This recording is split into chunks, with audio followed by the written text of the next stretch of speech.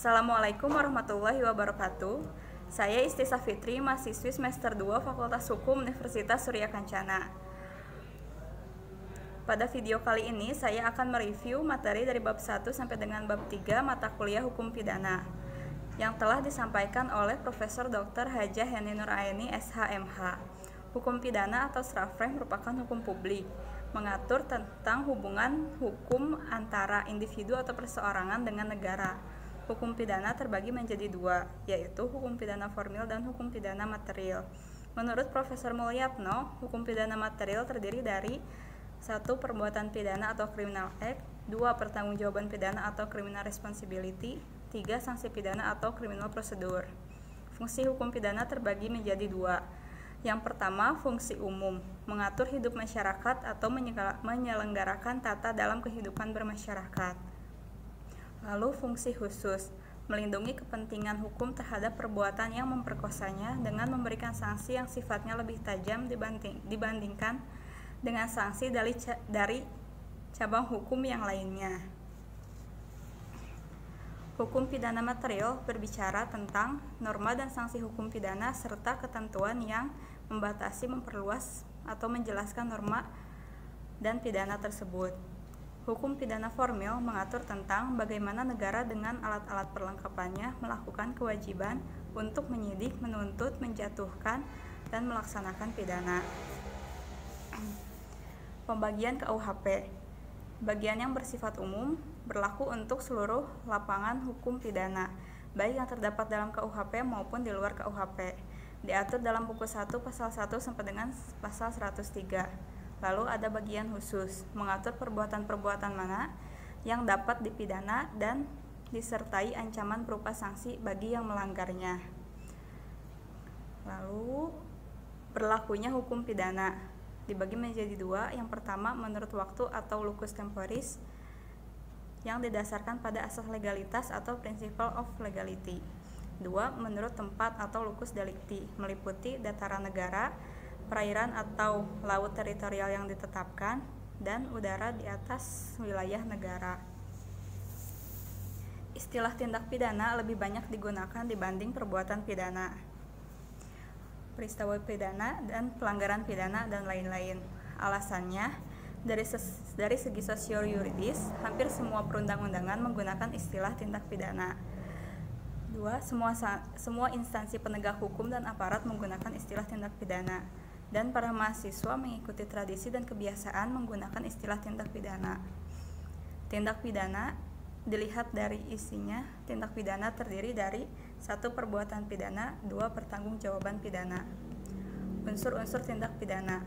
Yang pertama, unsur objektif, meliputi perbuatan, akibat yang menjadi syarat mutlak dari delik, unsur melawan hukum, unsur lain yang menentukan sifat tindak pidana, unsur yang memberatkan, dan unsur tambahan yang menentukan tindak pidana. 2. Unsur subjektif meliputi kesengajaan, kealfaan, niat, maksud dengan rencana, dan perasaan takut. Teknik atau cara merumuskan tindak pidana.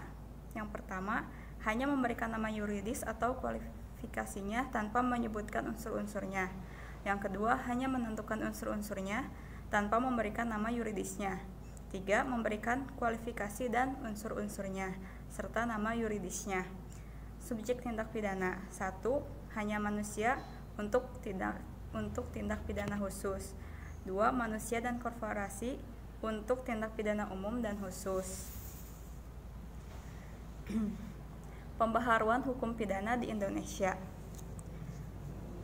Alasan pembaharuan KUHP. 1. Alasan politis.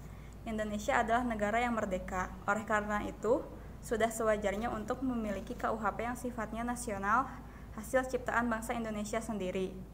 2. Alasan sosiologis. Dalam KUHP, warisan kolonial Belanda masih ditemukan nilai-nilai budaya dan agama di Indonesia yang tidak diatur. Maka dengan adanya KUHP buatan bangsa Indonesia sendiri, diharapkan dapat memuat aturan-aturan yang mencerminkan nilai-nilai budaya dan agama bangsa Indonesia.